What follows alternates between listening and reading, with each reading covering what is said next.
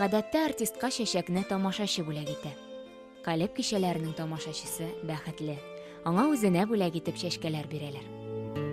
Ләкин иң куанычлысы бу түгел әлбәттә. Иң куанычлысы иҗади бүләк.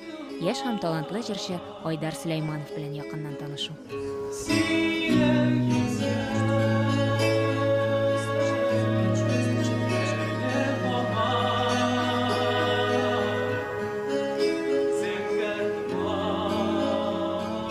Айдар Сөләймановны киң катлам тамашачы Turkvision бәйгесе аша белә.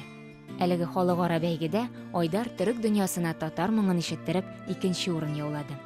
Тамашачылар соравы да шуңа бәйле иде. Turkvisionнан соң Айдарның тормышы ничек үзгәрде икән? Тагын да күбрәк иҗат итәсе килә, тагын да күбрәк җырлар җырлыйсы килә, спектакльләрдә катнашасы килә, гел менә этәреп тора. Айдар белән эшләү бик җиңел, чөнки ул бик үз эшенә карата бик җитди кеше, бик ачык кеше. Аның белән сөйләшергә, аралашырга бик тә уңайлы. Ул теге сәхнә кешеләрен бик теге сәер дип сөйлиләр, әйме? Теге авыр ничектер уртак тел табырга. Айдар белән бу алай түгел.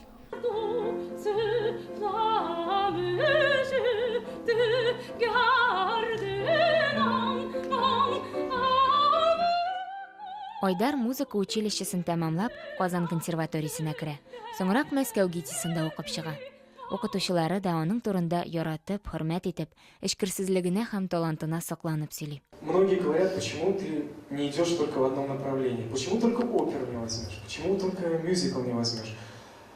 Когда я поступал в музыкальное училище и поступил на оперный класс, на оперное искусство, меня всегда волновало, почему же оперные люди всегда выходят на сцену и просто стоят. Они даже не двигаются.